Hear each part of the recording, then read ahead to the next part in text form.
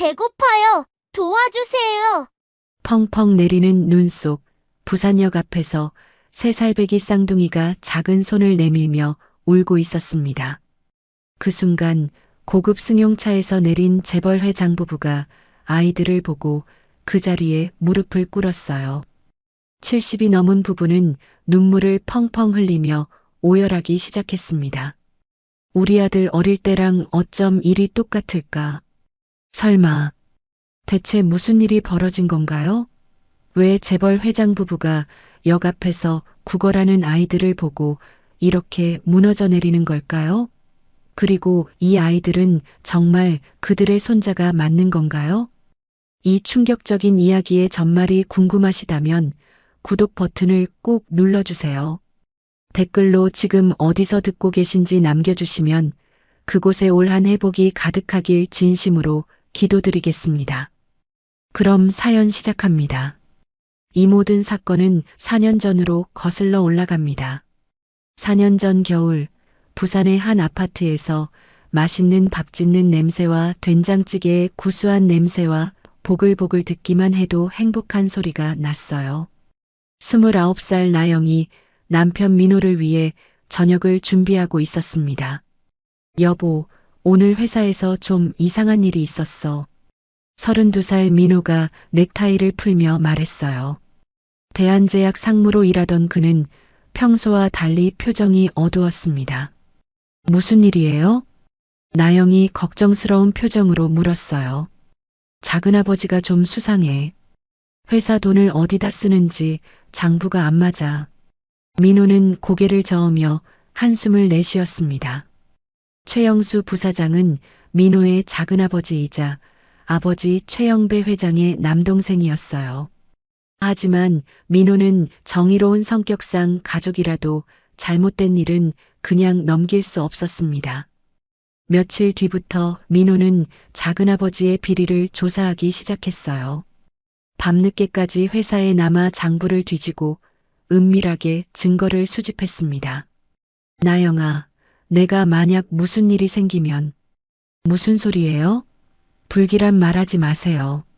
나영이 남편을 끌어안으며 말렸어요. 하지만 민호의 예감은 틀리지 않았습니다. 그 무렵 영수는 조카의 움직임을 눈치채고 있었어요. 40년을 형 그늘에서 살아온 그였습니다.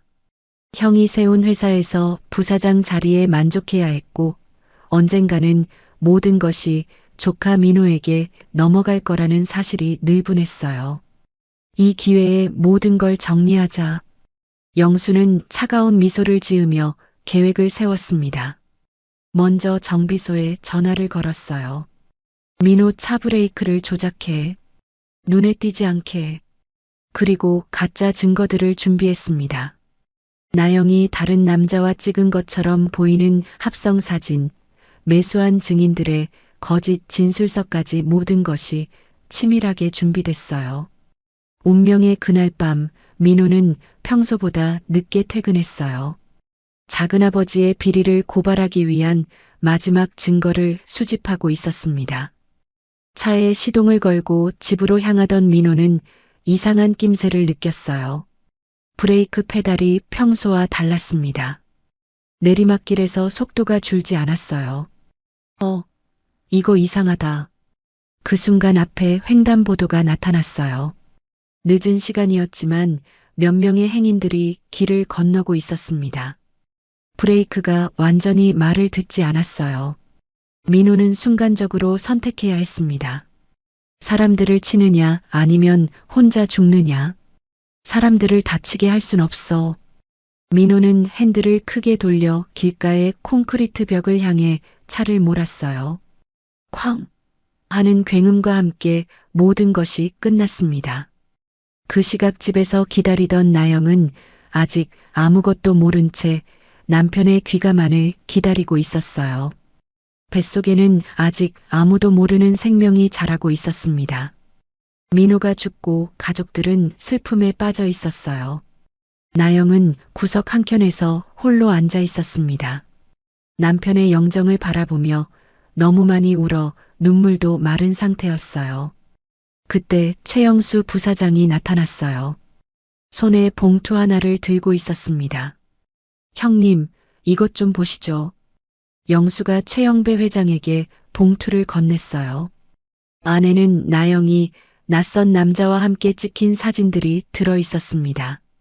물론 모두 합성된 것들이었지만 슬픔에 잠긴 가족들은 그걸 알 리 없었어요. 이게 뭐야? 최영배 회장의 목소리가 차갑게 가라앉았어요. 민호가 죽기 전에 발견한 겁니다. 며느리가 다른 남자와 만나고 있었던 것 같습니다. 영수는 거짓말을 태연하게 늘어놓았어요. 심지어 매수한 증인까지 준비해 놨었습니다. 증인도 있습니다. 카페에서 일하는 아르바이트생인데 여러 번 봤다고 하네요. 박순희 여사가 사진을 보고 얼굴이 하얗게 질렸어요. 세상에, 이런 일이. 나영은 아직 상황을 파악하지 못하고 있었어요. 갑자기 시어머니가 다가와서 따귀를 때렸습니다. 인연이, 우리 민호가 너 때문에 죽었구나. 어머님 무슨 말씀이신지. 나영이 황급히 일어섰지만 아무도 들어주지 않았어요. 증거가 다 있는데 뭘 더 변명해? 우리 민호가 너의 불륜 사실을 알고 충격받고 운전하다 사고가 난 거야. 시아버지 최영배도 분노에 찬 눈으로 나영을 바라봤어요. 당장 나가. 이 집 문턱도 밟지 마라. 아버님, 제발 들어보세요. 저는 정말 아무것도 듣기 싫어. 당장 꺼져. 나영은 그날 밤 쫓겨나듯 집을 나왔어요. 가져온 건 작은 가방 하나뿐이었습니다. 보험금도 위자료도 한 푼 받지 못했어요. 그냥 맨몸으로 쫓겨난 거였어요. 겨울 찬바람이 뺨을 스쳤어요. 갈 곳이 없었습니다. 친구들도 있었지만 불륜녀라는 소문이 이미 퍼진 후였어요. 아무도 나영을 받아주려 하지 않았습니다. 어떻게 이런 일이. 나영은 공원 벤치에 앉아 한참을 울었어요. 뱃속에서는 아직 티도 나지 않는 아이가 자라고 있었지만 아무도 그 사실을 알지 못했습니다. 며칠 후 나영은 부산행 기차에 몸을 맡겼어요. 서울에서는 더 이상 살 수 없었어요. 모든 사람들이 자신을 손가락질했습니다. 부산이면 아무도 날 모르겠지. 기차 안에서 나영은 배를 살며시 만져봤어요. 뱃속의 아이만이 남편이 남긴 유일한 선물이었습니다. 부산에 도착한 나영은 달동네 한 구석에 조그만 방을 얻었어요. 보증금도 변변이 없어서 간신히 구한 곳이었습니다. 벽지는 곰팡이가 피어 있었고 천장에서는 물이 새고 있었어요. 여기서라도 버텨야지. 나영은 배가 불러올 때까지 혼자 견뎠어요. 임신부에게 줄 일자리는 많지 않았습니다. 겨우 찾은 게 새벽 시장에서 하는 청소 일이었어요. 그렇게 몇 달이 흘렀어요. 어느 날 갑자기 배가 아파오기 시작했어요. 예정일보다 한 달이나 빨랐습니다. 배가 너무 아파. 나영은 혼자서 택시를 잡아 타고 병원으로 향했어요. 옆에서 손을 잡아줄 사람도 걱정해줄 가족도 없었습니다. 몇 시간의 진통 끝에 쌍둥이 아들이 태어났어요. 간호사가 아기들을 안겨주었을 때 나영은 눈물이 왈칵 쏟아졌어요. 민호 씨랑 정말 많이 닮았네. 아이들은 죽은 남편을 꼭 닮아 있었어요. 특히 눈매와 입꼬리가 똑같았습니다. 민준이, 민석이, 엄마가 꼭 지켜줄게. 나영은 두 아이를 품에 꼭 안으며 다짐했어요. 비록 혼자지만 이 아이들만은 반드시 잘 키우겠다고. 챕터 3. 쌍둥이를 낳고 태어난 나영은 막막했어요. 병원비도 제대로 못 낼 형편에 갈 곳마저 없었습니다. 달동네 쪽방은 신생아 2명과 살기에는 너무 열악했어요. 그때 병원 복도에서 한 아주머니가 다가왔어요.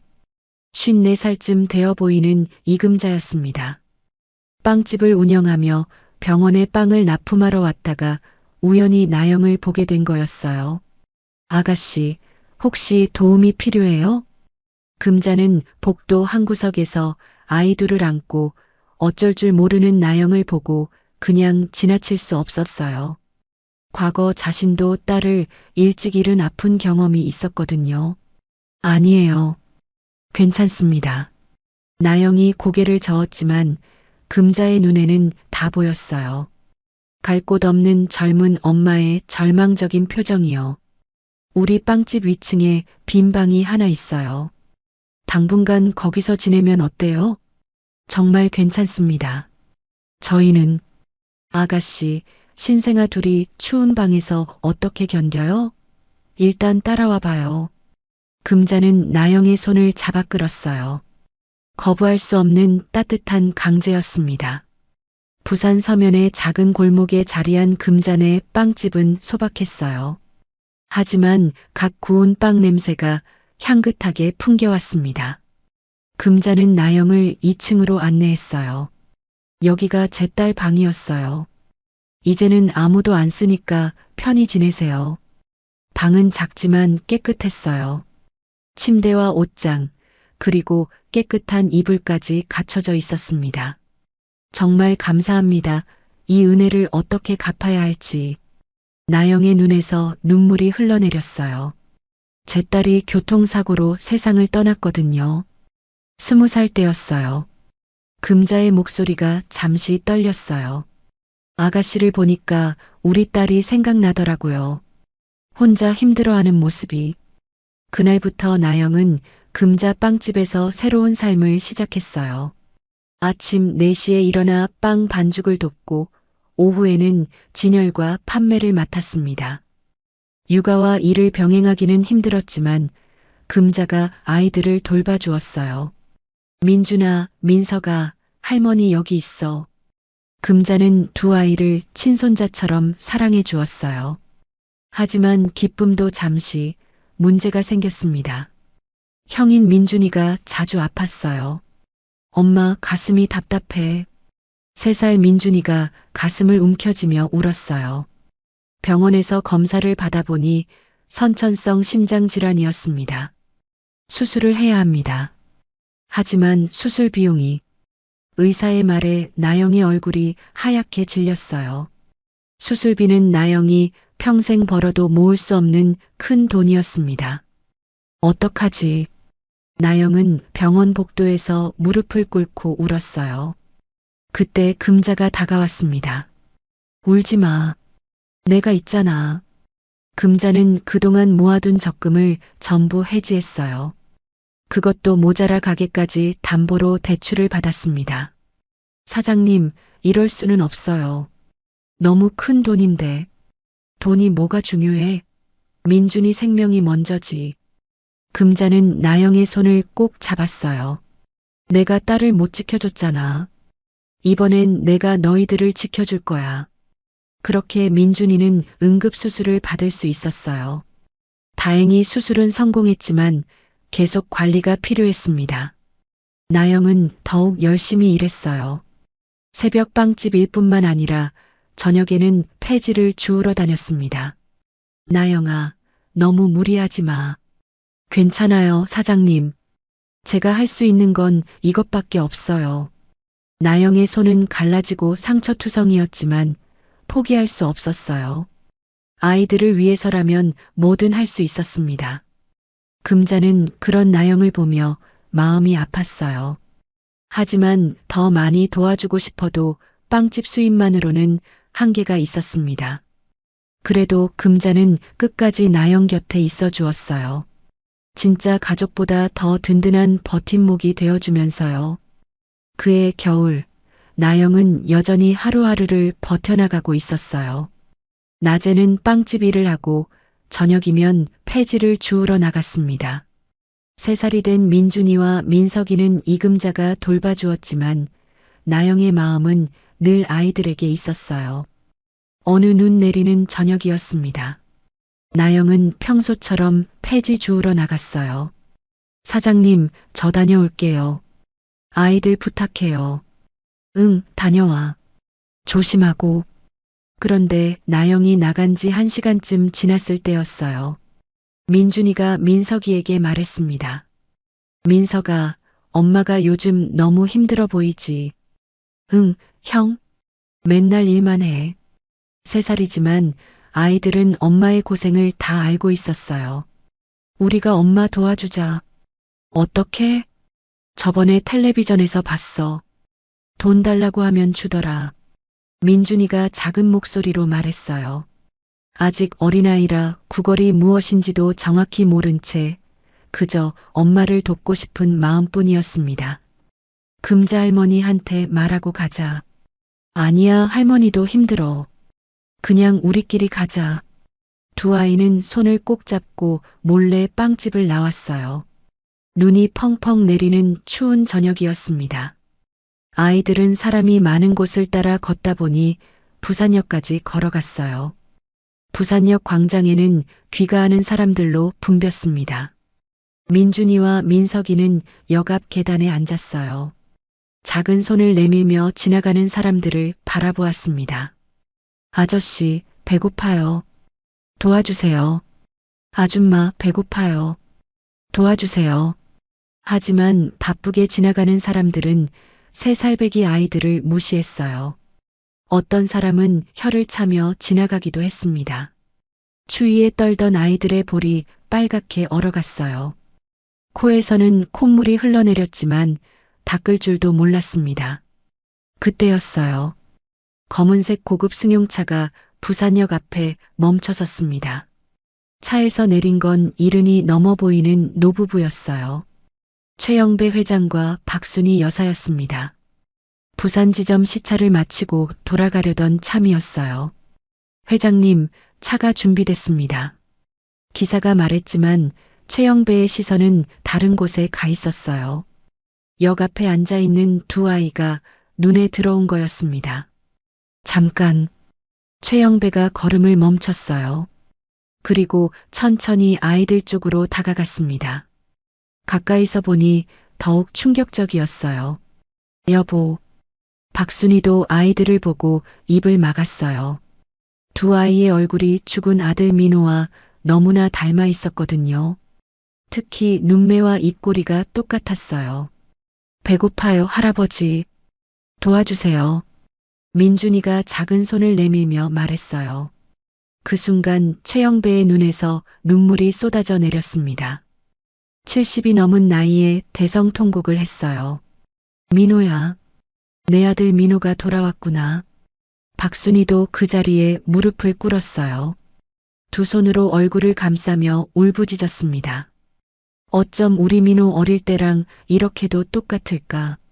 지나가던 사람들이 멈춰서서 쳐다봤어요.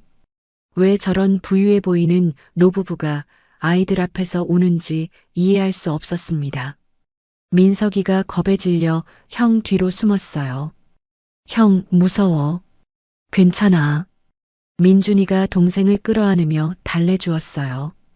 그 모습이 더욱 최영배의 마음을 아프게 했습니다. 얘들아, 할아버지가 데려다 줄게.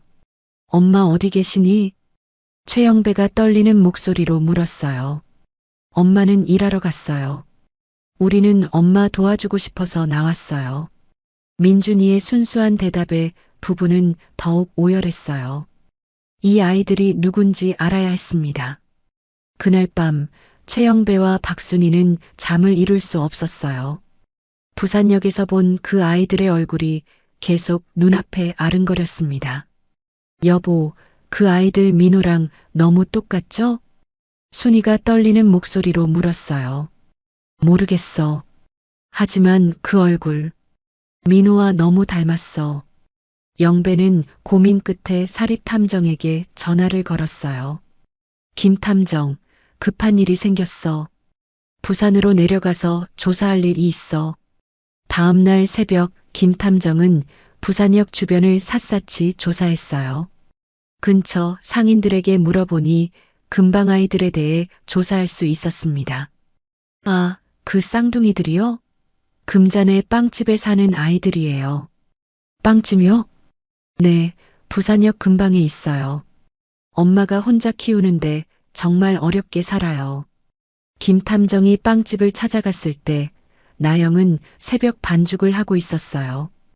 창문 너머로 본 나영의 모습에 김 탐정도 놀랐습니다. 4년 전 사진과는 너무 달랐거든요.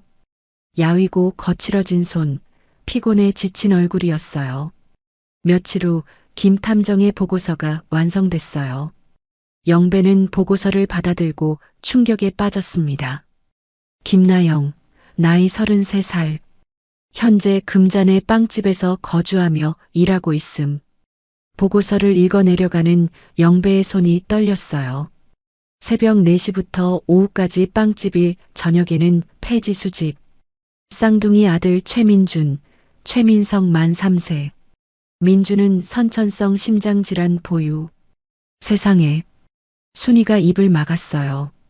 병원비 마련을 위해 하루 평균 18시간 노동. 거주지는 빵집 2층 다락방 7평.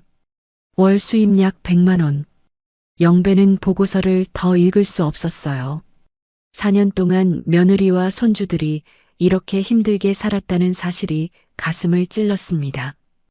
회장님, DNA 검사를 위해 아이들의 머리카락을 구해왔습니다. 김 탐정이 조심스럽게 말했어요. 빵집 앞 미용실에서 최근 잘린 것들입니다. 영배는 곧바로 DNA 검사를 의뢰했어요. 결과를 기다리는 사흘이 지옥같이 길었습니다. 혹시나 하는 마음과 그러면 안 된다는 마음이 계속 싸웠어요. 회장님, 결과 나왔습니다. 의사가 서류를 건넸어요. 친자 확률 99.9%입니다. 의학적으로 친자 관계가 확실합니다. 그 순간 영배는 그 자리에 주저앉았어요. 순이는 서류를 붙잡고 펑펑 울기 시작했습니다. 우리 손주들이 맞아. 진짜 우리 손주들이야. 그럼 우리가 4년 동안 뭘 한 거야? 무슨 짓을 한 거야? 영배는 머리를 감싸며 괴로워했어요. 그때 김 탐정이 추가 보고를 했습니다. 회장님, 더 조사한 결과 이상한 점이 있습니다. 뭔데? 4년 전 불륜 사건 말입니다. 당시 증인이었던 카페 아르바이트생을 찾아봤는데 김 탐정이 잠시 말을 멈췄어요. 그 사람이 최영수 부사장님께 돈을 받았다고 고백했습니다. 뭐라고? 영배의 눈이 커졌어요. 거짓 증언을 하라고 100만 원을 받았다고 합니다. 그리고 사진들도 모두 합성이었다고 하네요. 영배는 온몸이 차가워지는 걸 느꼈어요. 동생 영수가 모든 걸 조작했다는 뜻이었습니다. 더 조사해. 민호가 왜 죽었는지 처음부터 다시 파헤쳐봐. 알겠습니다. 그날 밤 영배는 4년 전을 떠올렸어요. 민호가 죽기 전 며칠간 이상하게 늦게 들어왔던 일, 뭔가를 조사하고 있다고 했던 말들이 하나씩 떠올랐습니다. 민호가 영수를 조사하고 있었나? 영배의 머릿속에 끔찍한 의심이 자라나기 시작했어요. 혹시 민호의 죽음이 단순한 사고가 아니었을 수도 있다는 생각이 들었습니다. 김 탐정, 4년 전 교통사고도 다시 조사해. 정말 사고가 맞는지 확인하고 싶어. 진실을 향한 영배의 추적이 시작됐어요. 그리고 그 끝에 어떤 충격적인 사실이 기다리고 있을지 아직 아무도 몰랐습니다. 김 탐정은 4년 전 교통사고를 재조사하기 시작했어요. 당시 사고 현장을 다시 찾아가고 목격자들을 다시 만나 재조사사했습니다. 이상하네요, 회장님. 김 탐정이 영배에게 보고했어요. 당시 목격자 진술이 모순됩니다. 누군가는 브레이크 등에 불이 들어오지 않았다고 하고 또 누군가는 민호 씨가 의도적으로 벽을 향해 돌진했다고 하네요. 무슨 뜻이야? 브레이크가 고장났을 가능성이 높습니다. 영배의 얼굴이 굳어졌어요. 김 탐정이 계속 말했습니다. 그리고 사고 이틀 전 민호 씨 차량이 정비소에 다녀간 기록이 있습니다. 어느 정비소? 영수 부사장님이 단골로 다니는 곳이에요. 영배는 온몸에 소름이 돋는 걸 느꼈어요. 동생에 대한 의심이 확신으로 바뀌고 있었습니다. 김 탐정은 더 충격적인 사실을 발견했어요. 사고 당일 민호가 회사에서 가져온 서류들을 분석해 보니 모두 영수의 비리와 관련된 것들이었습니다. 회장님, 민호 씨가 조사하고 있던 건 부사장님의 회사 자금 횡령이었습니다. 얼마나? 지난 3년간 약 50억 원이 빠져나갔습니다. 영배는 그 자리에 털썩 앉았어요. 아들이 작은아버지의 비리를 파헤치다가 죽임을 당한 거였습니다. 며칠 후 김 탐정은 결정적인 증거를 가져왔어요. 정비소 사장을 만났습니다. 처음에는 말을 안 하려다가 결국 모든 걸 털어놨어요. 뭐라고 했어? 영수 부사장님이 직접 지시했다고 합니다. 브레이크 선을 살짝 절단해서 몇 번 제동하면 완전히 끊어지도록 조작하라고요. 영배의 주먹이 벌벌 떨렸어요. 돈도 받았어요. 500만 원을. 그 정비소 사장 지금 어디 있어? 이미 양심 선언서를 작성했습니다. 경찰에 신고할 준비가 돼 있어요. 영배는 한참 동안 말이 없었어요. 40년 넘게 함께한 동생이 자신의 아들을 죽였다는 사실을 받아들이기가 힘들었습니다. 그럼 내 동생 영수가 내 아들을 죽인 거야? 그뿐만이 아닙니다. 김 탐정이 다른 서류를 꺼냈어요. 불륜 조작도 모두 부사장님이 계획한 겁니다. 합성 사진 제작비, 거짓 증인 매수비까지 모든 증거가 있어요. 서류에는 영수가 사진 합성업체에 지불한 200만 원, 가짜 증인들에게 준 돈까지 상세히 기록되어 있었어요. 왜 이런 짓을? 민호 씨가 죽고 나면 회사가 자동으로 자신에게 넘어올 거라고 생각했던 것 같습니다. 영배는 머리를 감싸며 괴로워했어요. 동생의 욕심 때문에 아들을 잃고 며느리와 손주들을 4년이나 고통받게 한 거였습니다. 정말 치밀하게 계획했네요. 김 탐정이 말했어요. 민호 씨를 죽이고 며느리에게 불륜 누명을 씌워서 집에서 쫓아내고 그렇게 되면 후계자 자리가 자연스럽게 자기 것이 될 거라고 생각한 겁니다. 증거는 충분해? 네, 법정에서도 통할 만큼 충분합니다. 그때 순이가 방으로 들어왔어요. 남편의 표정을 보고 무슨 일인지 직감했습니다. 여보, 설마 영수가 우리 민호를 죽였어? 영배의 목소리가 차갑게 가라앉았어요. 그리고 며느리한테 불륜 누명도 씌웠고 순이가 벽을 붙잡고 주저앉았어요. 세상에, 어떻게 그런 일이? 우리가 속은 거야. 완전히 속았어. 영배는 분노로 몸을 떨었어요. 하지만 분노보다 더 큰 건 죄책감이었습니다. 4년 동안 무고한 며느리와 손주들을 버린 것에 대한 후회가 가슴을 짓눌렀어요. 이제 어떡하지? 먼저 영수부터 처리해야 해. 그 다음에 나영이한테 가서 무릎 꿇고 사과할 거야. 영배의 눈에 결의가 서렸어요. 이제 모든 진실이 밝혀졌으니 정의를 실현할 때가 온 거였습니다. 다음 날 아침 영배는 영수를 회사로 불렀어요. 평소와 다른 냉랭한 목소리였습니다. 형님, 무슨 일이시죠? 영수가 회장실에 들어서며 웃었지만 영배의 표정은 차가웠어요. 앉아. 영배가 책상 위에 서류 뭉치를 내려놨습니다. 영수의 얼굴이 순간 굳어졌어요. 브레이크 조작 의뢰서, 합성사진 제작비 영수증, 거짓 증인 매수 기록까지 모든 증거가 있었습니다. 이게 뭔지 아니? 영배의 목소리가 얼음처럼 차가웠어요. 형님, 이건 무슨... 그만해. 다 알아. 영수는 서류를 들여다보며 식은땀을 흘렸어요. 4년 동안 완벽하게 숨겨왔다고 생각했던 모든 증거가 낱낱이 드러나 있었습니다. 정비소 사장이 다 풀었어. 내가 브레이크 조작하라고 시켰다고. 영수의 손이 부들부들 떨렸어요. 그리고 불륜 조작도 내 짓이지? 합성 사진, 가짜 증인까지 전부 내가 준비한 거야? 형님, 제가 설명? 뭘 설명해? 내 아들을 죽인 걸 어떻게 설명할 거야? 영배가 책상을 주먹으로 내리쳤어요. 쾅! 하는 소리가 회장실에 울렸습니다. 영수는 더 이상 버틸 수 없었어요. 그 자리에 무릎을 꿇고 말았습니다. 형님, 정말 죄송합니다. 왜 그랬어? 왜 내 아들을 죽였어? 영배의 목소리가 떨렸어요.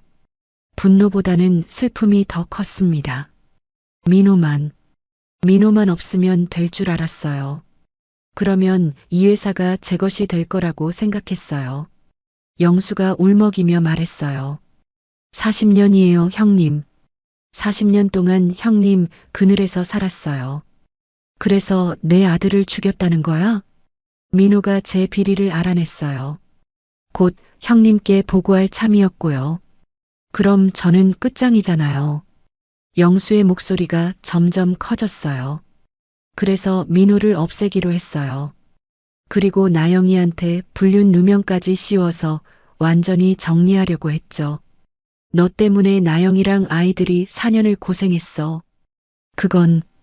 그건 계산에 없었어요. 나영이가 임신한 줄 몰랐거든요. 영수가 고개를 숙였어요. 만약 알았어도 상관없었을 거예요. 어차피 다 없어져야 할 존재들이었으니까. 그 말에 영배는 참을 수 없었어요. 일어나서 영수의 뺨을 세게 때렸습니다. 이놈아, 그게 사람이 할 말이야? 내 손주들을 없어져야 할 존재라고? 영수의 뺨이 빨갛게 부어올랐어요. 네가 한 짓 후회하지? 영배가 물었어요. 아니요. 영수가 고개를 들었어요. 눈에는 미친 듯한 광기가 서려 있었습니다. 후회 안 해요. 다시 태어나도 똑같이 할 거예요. 형님이 미워요. 평생 형님 뒤에서 살아야 했던 제 인생이 억울해요. 영배는 더 이상 할 말이 없었어요. 동생이지만 더 이상 가족이 아니었습니다. 그냥 아들을 죽인 살인자일 뿐이었어요. 경찰 불러. 영배가 비서에게 지시했어요. 형님, 제발. 늦었어. 이미 모든 증거를 경찰에 넘겼다. 곧 경찰이 들이닥쳤어요. 수갑을 차는 영수를 보며 영배는 복잡한 심정이었습니다. 최영수 씨, 살인교사, 증거조작, 공문서 위조 등의 혐의로 체포합니다. 경찰이 영수에게 수갑을 채웠어요. 형님. 영수가 끌려나가면서 소리쳤지만 영배는 돌아보지 않았어요. 영수가 완전히 사라진 후 영배는 의자에 털썩 앉았어요. 40년 넘게 함께한 동생을 감옥으로 보낸다는 게 쉬운 일은 아니었습니다. 하지만 죽은 아들과 고생한 며느리, 손주들을 생각하면 해야 할 일이었어요. 이제 나영이한테 가야지. 영배는 진짜 어려운 일이 남아있다는 걸 알고 있었어요. 4년 동안 고생시킨 며느리와 손주들에게 어떻게 사과해야 할지, 그들이 자신을 용서해 줄지 확신할 수 없었습니다.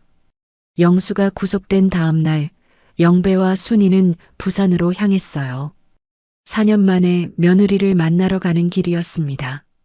차 안에서 두 사람은 아무 말도 하지 못했어요. 어떤 말로 사과해야 할지, 며느리가 자신들을 용서해 줄지 확신할 수 없었습니다. 금잔의 빵집 앞에 도착했을 때 나영은 마침 폐지줍기에서 돌아오는 참이었어요. 리어카를 끌고 오다가 고급 승용차를 보고 멈춰섰습니다. 차에서 내린 영배와 순이를 보는 순간 나영의 얼굴이 굳어졌어요. 아버님, 어머님, 나영아. 영배가 천천히 다가왔어요.